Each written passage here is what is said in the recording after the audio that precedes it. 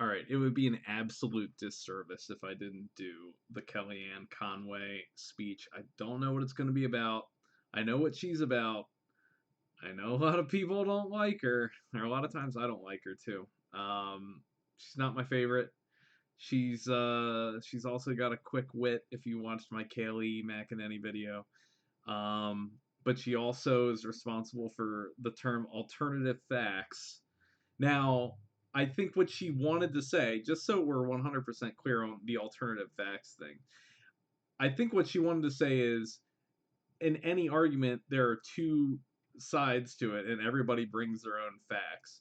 And I think this is the case of the crowd size, though. So there's no real good argument other than I did see like one high res photograph where it did not look like this empty thing that other photograph that showed all the white tarp.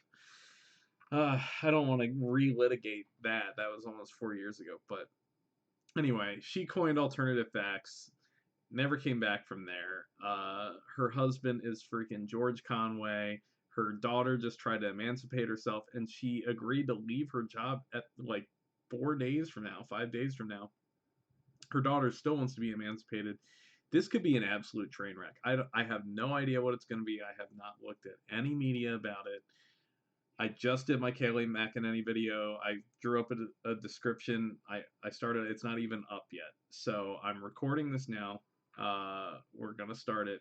I'm excited to see this. I did see a close up of her face, and she was looking pretty Kellyanne Conway. So we'll see how this goes. Let's go for it.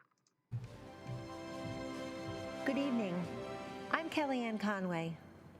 100 years ago, courageous warriors helped women secure the right to vote.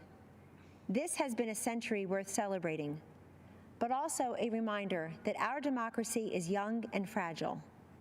A woman in a leadership role can still seem novel.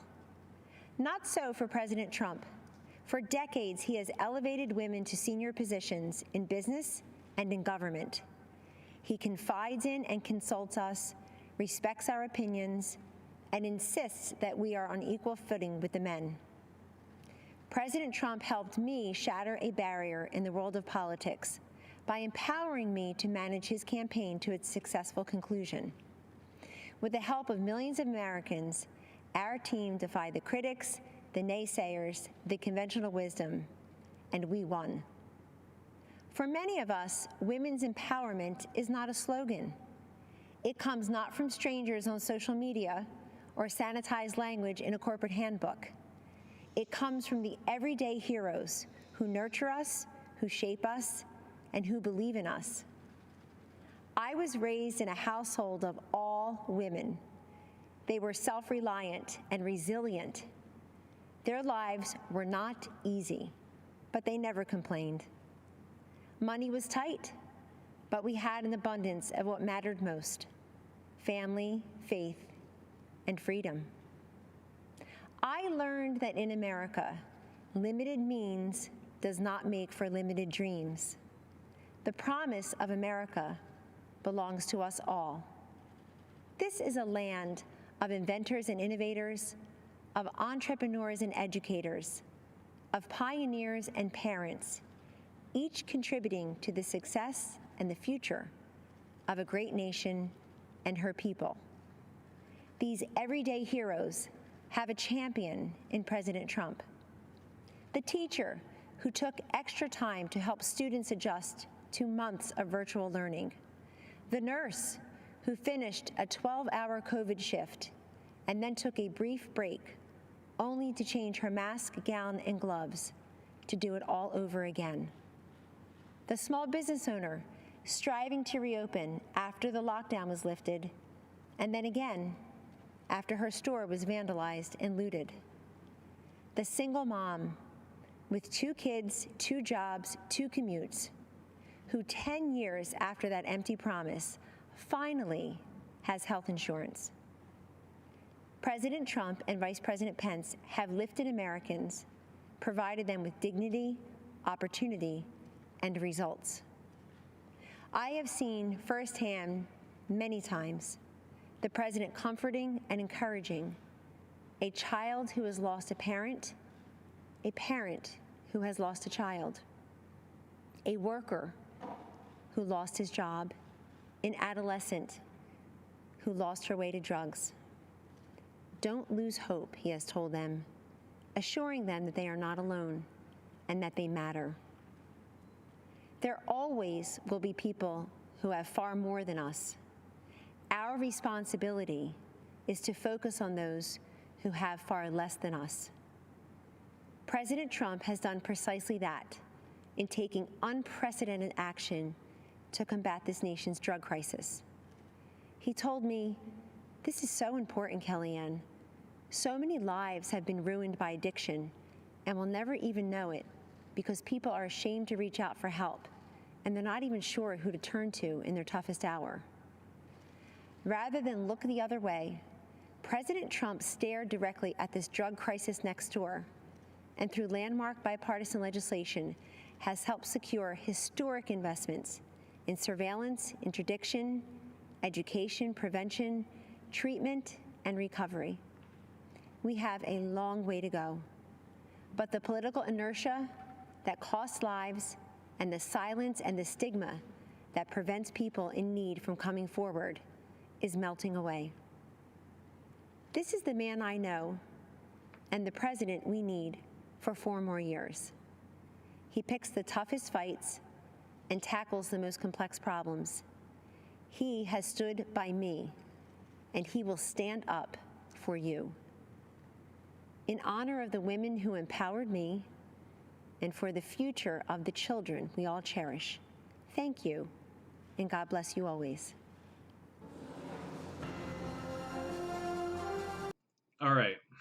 So keeping with what I just saw with Kaylee, it's another go high, and it's messaging freaking genius, and I can tell you why.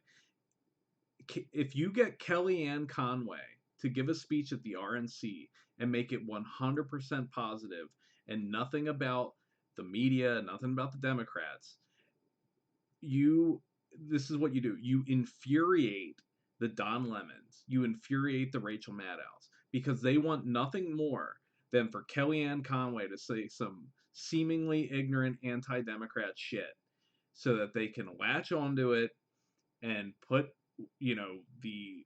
their opposite spin upon it and say, well, this is what it really was, and it's actually the Republicans who do that, and what about isn't that, and whatever.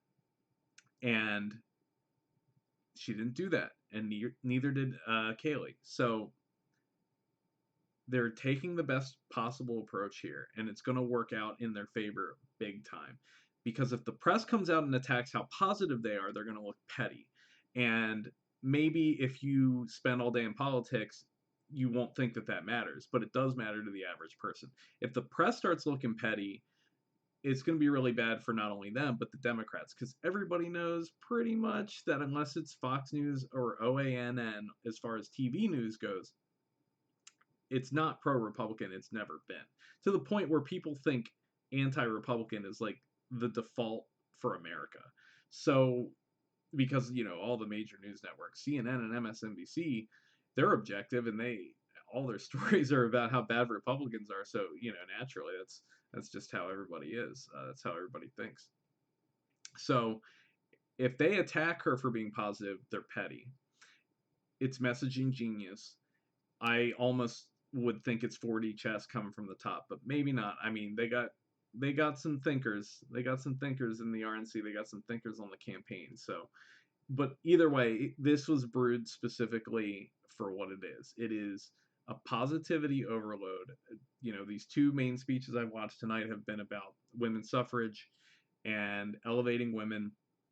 It's all to coincide with the pardon of Susan B. Anthony and the 100 years of, I think it was women's suffrage, 100 years. So I see what they're doing. It's brilliant. They are running circles around the DNC. I think the DNC is probably kicking themselves for going first, but they felt like they had so much to say that they went ahead and went first with their low budget, crappy production value garbage, absolute trash. And the Republicans come with this. Now the Republicans get the statesman-like background of the White House and everything else. And much to the chagrin of the press, they were actually really mad about that. I think that's where the whole Hatch Act thing started. But Kellyanne Conway, the last person you'd expect to go high, went as high as Kaylee did. So that should tell you something. That should tell you exactly what you're seeing here. Now, the first night, or I don't know if it was the first night, Donald Trump Jr.'s speech, I think that was on the first night. He hit at the Democrats hard. So this isn't all positivity all the time. But the people you think are going to hit the hardest, who are like always on TV hitting the hardest, went high. And it's awesome. And I see what they're doing, and I really appreciate it. So once again, another surprise speech, hitting a positive tone that I did not expect from the speaker. They're getting this right. I think this is a clear win for the RNC. I think they're crushing it. So good job to her. Not at all what I expected, but they should stick to it until tomorrow. I hope Trump absolutely does his thing tomorrow. I really hope he does. If he goes high, I'll be impressed, and I might even appreciate it, but I like seeing him get dirty, so I kind of want him to get dirty tomorrow, especially after how squeaky clean tonight is. But we'll see what he does. He never does what you expect him to do. He really doesn't. So that's it for this one. Until the next one, we'll catch you later. Peace.